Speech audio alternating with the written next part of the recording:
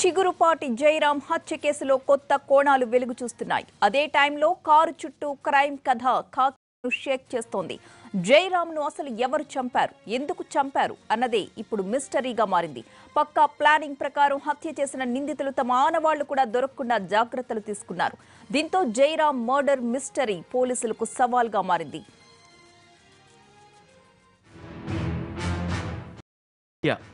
100 అనుమానాలు, ఎన్ని రకాలుగా, ఎన్ని కోణాల్లో, ఎంతమందిని విచారించి తీగలాగినా డొంక మాత్రం కదలటం లేదు.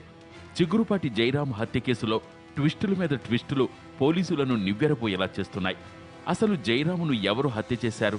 మృతదేహాన్ని ఎక్కడ, ఎన్ని గంటలు కారులో తిరుగుతూనే మర్డరుకు పథకరచన చేశారా? కారులోనే చంపి మృతదేహంతో తిరిగారా అన్నది అంతుపట్టకుండా మారింది.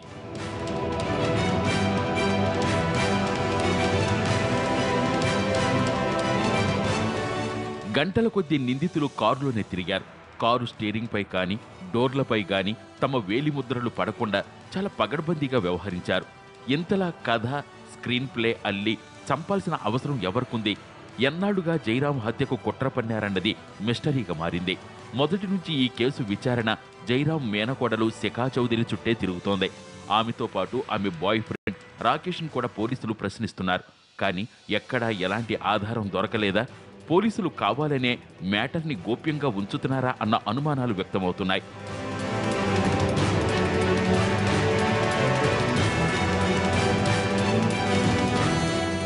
జనవరి 30వ తేదీన మధ్యాహ్నం 3:30 గంటలకు జయరాం ఇంటి నుంచి స్వయంగా కారు డ్రైవ్ చేసుకుంటూ వెళ్లారు. జనవరి 31న సాయంత్రం 4:26 తన వ్యక్తిగత సిబ్బంది వెంకటేష్కు జయరాం సమాచారం ఇచ్చారు.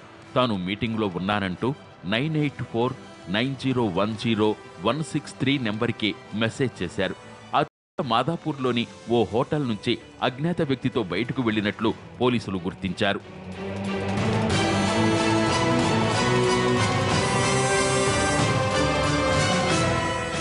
31వ తేదీ మధ్యాహ్నం కోస్టల్ బ్యాంకు సిబ్బంది నుంచి 6 లక్షలు తెప్పించుకున్నారు జయరాం. అదే రోజు 8:36 పంతంగి టోల్గేటు దగ్గర జయరాం కారు వెళుతున్నట్లు గుర్తించారు. అటు నందిగామ నుంచి వరుసగా 3 టోల్గేట్లను 3 గంటల్లోనే క్రాస్ చేసినట్లు పోలీసులు ఐడెంటిఫై చేశారు. ఐతవరం దగ్గర ఉన్న టోల్గేటును రాత్రి 11:10 దాటిన తర్వాత 11:20 కారును హైవే నిలిపివేసినట్లు అనుమానిస్తున్నారు.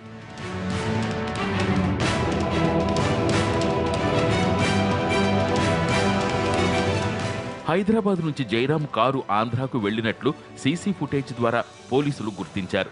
కానీ ఆయన్ను ఎక్కడ చంపేశారన్నది ఇప్పుడు $1 మిలియన్ ప్రశ్నగా మారింది. జయరాంను హైదరాబాద్లోనే హత్య చేసి ఆ తర్వాత మృతదేహాన్ని ఆంధ్రాకు తరలించినట్లు పోలీసులు అనుమానిస్తున్నారు. ఈ కేసును ఛేదించేందుకు మొత్తం 10 బృందాలు దర్యాప్తు చేపట్టాయి. ఇందులో 4 బృందాలు ఇప్పటికే హైదరాబాద్ చేరుకుని వివిధ కోణాల్లో కూపీ లాగుతున్నారు.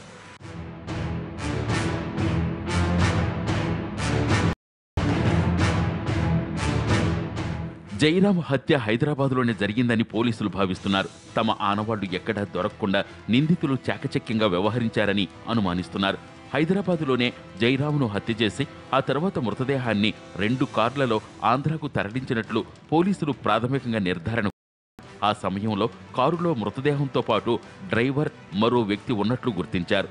తెల్ల చొక్కా వేసుకున్న వ్యక్తి ఎవరన్నదే ఇప్పుడు సస్పెన్స్గా మారింది. అతను ఎవరో తెలిస్తే కేసు కొలుక్కొచ్చే ఛాన్స్ ఉంది.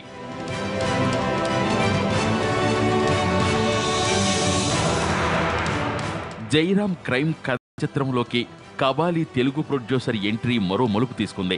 కేపీ చౌదరి నిన్న రాత్రి నందిగామ పోలీస్ స్టేషన్లో శిఖా చౌదరిని కలిశారు. ఆ తర్వాత కొద్దిసేపటికే స్టేషన్లో ఉన్న BMW కారులో వెళ్లిపోయారు. శిఖా చౌదరికి హత్య కేసుతో ఎలాంటి సంబంధం లేదని, కేవలం సమాచారం కోసమే ఆమెను పోలీసులు విచారిస్తున్నట్లు వెల్లడించారు. నేను వాళ్ళ బ్రదర్ని, she like my own sister. I came here knowing that she is in problem. నేను మాట్లాడాను తనతో, తను నాతో దీంతో నాకు ఎటువంటి సంబంధం లేదనేది నాకు చెప్పింది. So police have to do their duty. వాళ్ళు ఇంట్రాగేట్ చేస్తున్నారు, let them know the truth. వాళ్ళ ముందుకు నిజాలు వస్తాయి. కేపీ చౌదరి. రాకేష్ చౌదరి పోలీసుల అదుపులోనే ఉన్నాడా?